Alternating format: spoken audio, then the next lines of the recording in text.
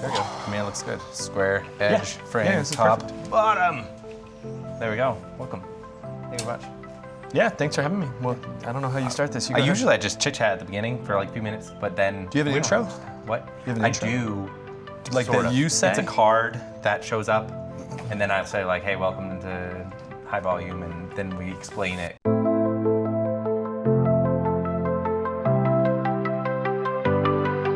Welcome to High Volume Podcast, and since you haven't probably watched it, I have seen a brief highlight. I have not watched a full episode. okay, so the way it works is it's 10 minutes, 10 questions. Get us through as many as we can. And then it's 5 minutes of 5 things that got you where you are today, 5 minutes of 5 things that get you where you want to go, and then 10 minutes to talk about whatever you want. So it can be 30 minutes. Sometimes it can be Let's do it. shorter. Let's roll. Some people have been 20 minutes. I mean, if it rolls, we'll be fine. All right, I'm here not we go. in a rush. 10 minutes, here we go. First question is, you've ever seen the book, The One Thing? Oh, yes. What is your one thing?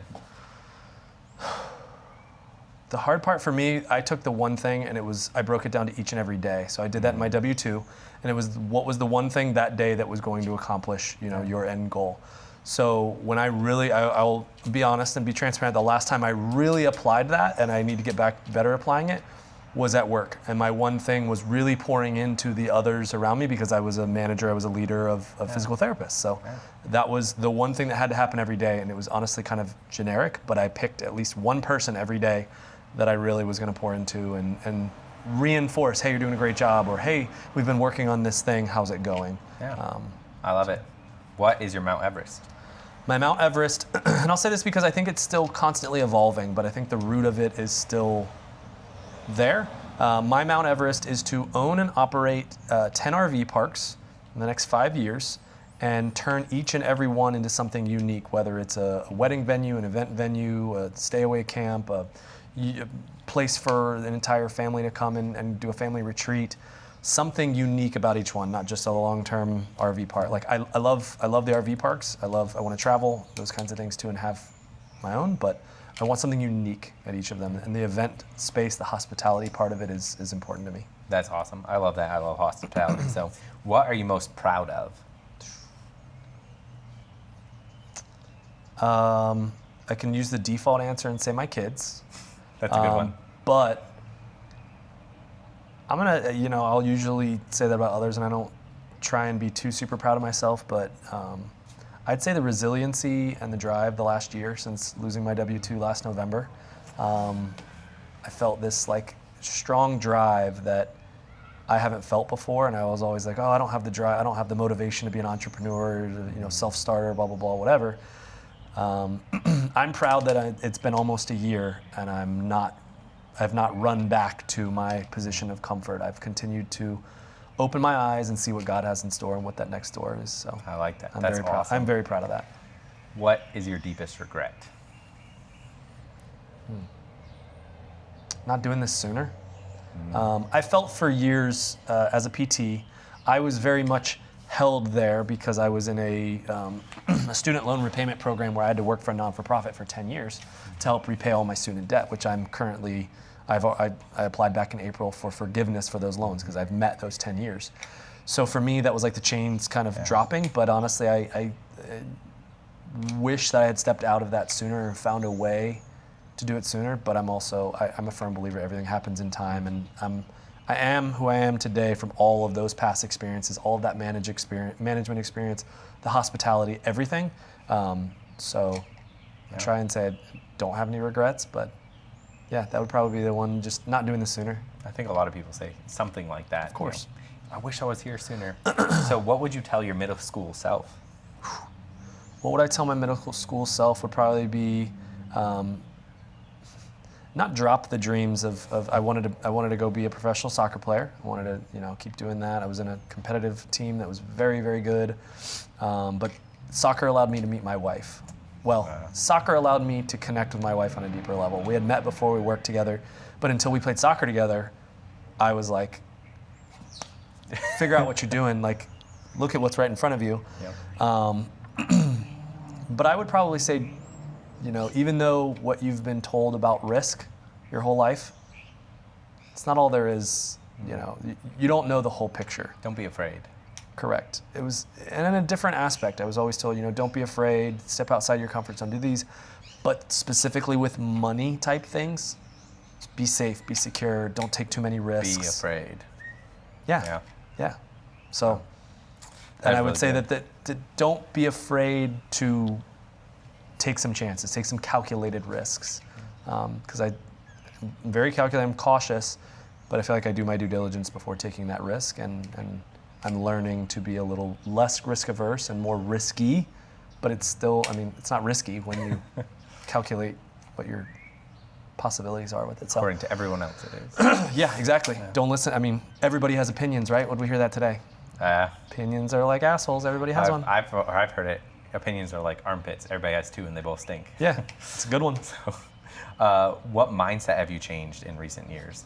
I guess you could almost say, like, in the recent month, like, it changed so fast. The recent 2 days, even. The mindset has been constantly evolving. The W-2 mindset, and I even got it called out at dinner tonight, it's thinking like a W-2. It's thinking like an employee, not an owner. And, as caveat as that sounds, like, think like an owner, own it, don't think of that W-2 mindset. That is what I've been trying to break free. That is what has been drilled into me for so long. I went to school for 8 years of higher education, paid hundreds of thousands of dollars in student loan debt, and have continued to do that, and all my education, and I don't regret that, because I met some amazing people, learned some amazing skills, but that mindset of breaking out of that, of always having to work for somebody else and work harder, get to that next rung on the ladder, and we're just trying to outrun taxes and inflation, and that really wasn't working out so well for the lifestyle that I wanted. And I've seen that in the past year, and I'm loving every second of it. That's the drive, the motivation to keep going. It's like I'm living that lifestyle now. And I don't want to go back to that. It's not all about money. It's about friends and family and growth, interpersonal growth. So yeah, that's the biggest mindset I've had to shift. Awesome. I love that. I love that. So when did you feel like giving up, and what did you do instead? I feel like giving up a lot, honestly. And that's a hard question, because when I feel like giving up, I think of depression. I think of the ultimate giving up, which is not ever an option. I've had friends that have unfortunately committed suicide. I've had people close to me die because of that, or because of accidents. And so I relate giving up to that, and I know that's never an option. I look at my wife, I look at my kids, I smile, I remember I'm blessed, and just kind of realize that the hard work is worth it, because the alternative is just not an option. And just remember how blessed we are to be in this predicament, to have these problems, and think of it as a gift instead of a burden. It's like, I get to do these things. I know that's cliche too, but it's the truth. When you change that little bit of wording and mindset, you get to do these things. You get to wake up early. You get to go to bed late. You get to be stressed about You're work, blessed closing. to solve these problems. Yes, correct. The bigger problems we solve, the more blessed I feel like we are. I know it's the bigger problems, the more money you can make, which is true, but the bigger problems, it's you're solving things for other people, and that's what my W-2 was. I still was solving people's problems, their physical problems, their mental problems, their health problems. It's the same thing now. Stress is a huge thing that causes mental, physical, problems. So now I'm not doing it as a PT, I'm doing it, in real estate and business and things like that too. So if I can solve those problems, I can relieve that stress. That can still affect them physically, mentally. Yeah. It's just a different outlook. It's looking through things with a different lens. So. Yep, exactly. So what's one small decision that you've made that unexpectedly changed everything? Joining Owners Club. Surprisingly, that's actually the answer I get. It's either, I joined Sub 2, or I joined Gate, or I joined Owners Club. Which obviously, I know we're in those communities, but it was a very unexpected. I didn't intend on going to Squad Up last year and joining, but I was in the room, it felt right. I'm big on energy, I'm big on mood and motivation. That's what's kept me this past year. Otherwise, I can guarantee I'd be back doing what I was doing before. I'd be managing a PT clinic, which, again, there's nothing wrong with that. I love that. I absolutely love that. It's made me the person I am today, but it was time for me to do something different. It was time for me to move on. Be your true self. Yeah. Who are you when the spotlight is off? When the spotlight is off, I'm dad. I'm a husband. That's who I love sports. I love to watch sports. I love to enjoy sports with my kids. My son is a little mini me and mini Lindsay. but I love going to their events. I love being present for them. I love being outdoors. I just love living life and living life with the people that I care most about, and those are those three for sure. That's awesome. Okay, we have enough time just to do this. What last question? If you're sitting in my seat, what question would you ask?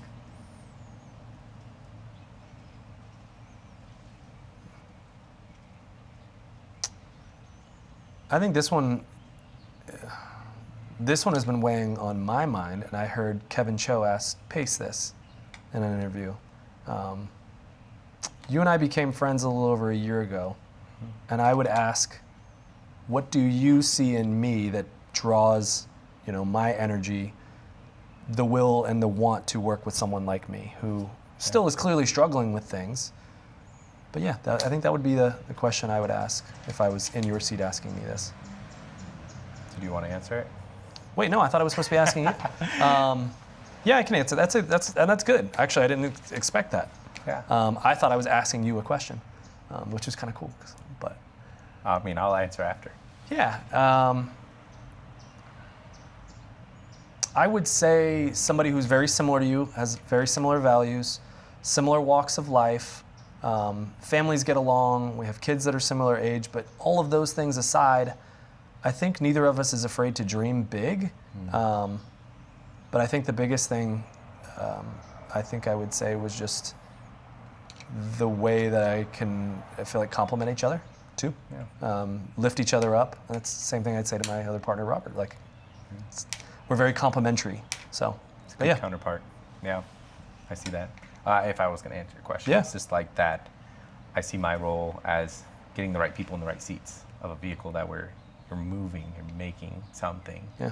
And you're one of those people that I'm looking around at all the people around me. I'm like, who's actually showing up? So I do that for, Devon. I do that for other people in my life. And you show up, and I show up for you. And then I was like, this is somebody I want on this bus, on this vehicle. Just get them in the right role, and we're going to roll. Love it. So here's 5 minutes. I say 5 minutes of 5 things that got you to where you are today. Yeah. There may not always be 5 things. Yeah. Okay. The biggest one is my wife. I'd love to say my parents first, but my wife has believed in me from the beginning. We had this conversation today, and I won't get upset. But whether she knows that or not, the biggest affirmation, external affirmation I've ever received in my life, and again, my parents have been big ones, but when I decided in January internally, and I decided to externally communicate that to her of, I don't want to go back to the W-2 lifestyle. I don't want to leave here at 6 a.m. every day, not see my kids, not see you, get ready in the dark, go back to this life, and just be content. And she confirmed, don't do it. Don't do it. And it wasn't even don't do it. It was more of, okay, cool, we'll make it work. I trust you. I believe in you. Especially as a man who had just been fired 2 months earlier and was still internalizing all of that through Thanksgiving, through Christmas, worrying about bills, worrying about that. That was by far the number one. Got me to where I am. Again, parents, family is a huge and very, very close second. Always lifted me up, always given me every opportunity to succeed. Even though money was an option, I never felt like it was. Like, my mom is one that will go above and beyond, even so much to taking out extra debt that my dad didn't know how to come back from, and that led to some issues. But they always gave me every opportunity. My dad was always my coach at any and every sport. They were at every game. Again, that's a huge one. Third is honestly my education, PT school, because I never thought of myself as the greatest student until I got into PT school. Like, I just flew by the seat of my pants. I knew I was smart, honestly. I'm a smart person. I can figure things out quickly, easily. I learn on the job quickly by doing rather than sitting and reading a book.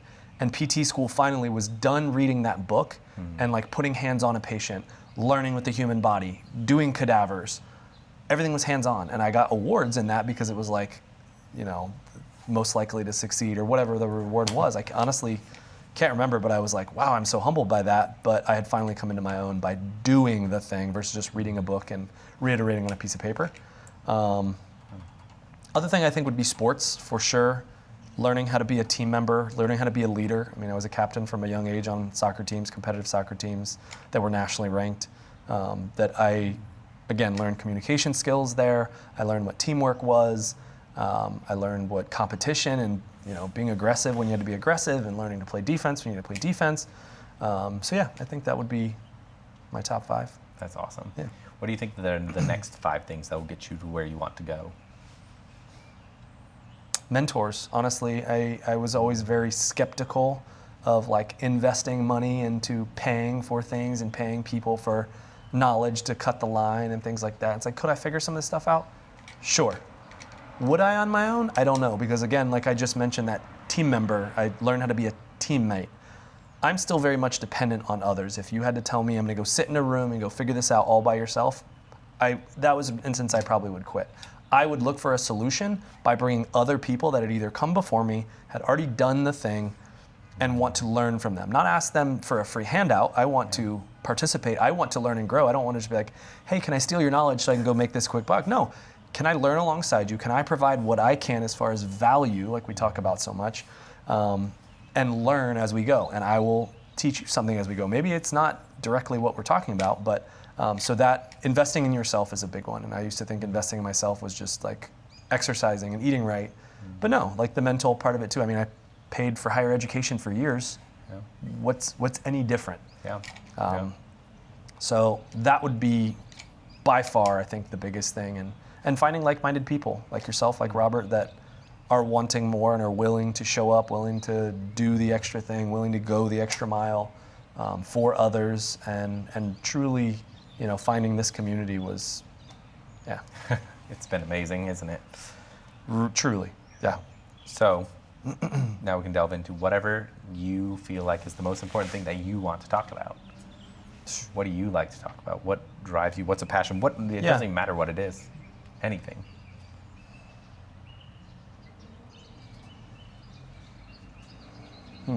More often than not, I say the most important issue for a person. Because some people come back and they're like, I'm very concerned about this thing in society and my friends. Or I try to separate myself a lot from the noise of society, of government, of whatever.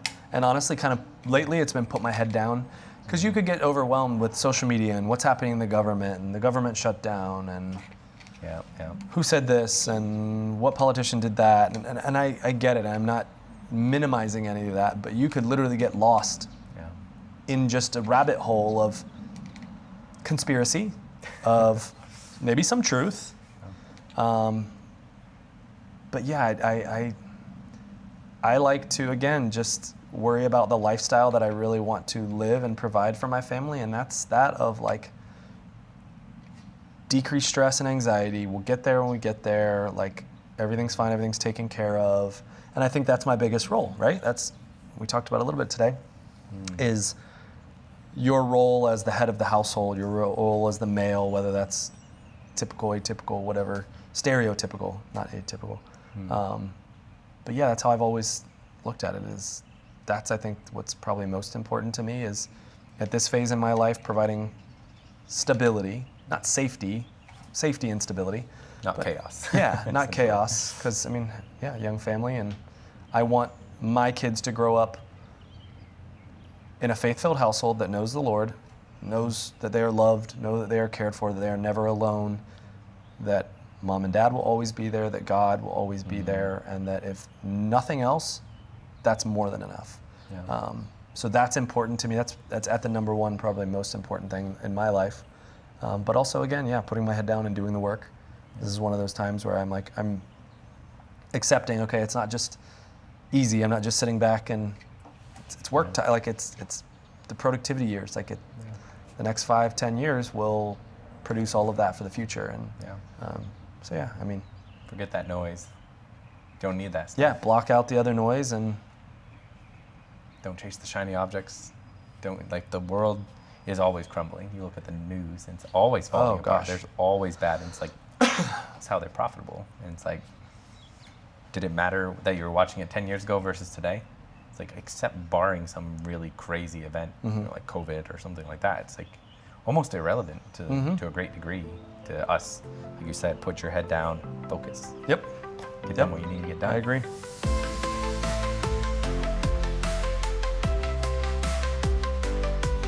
Bright lights.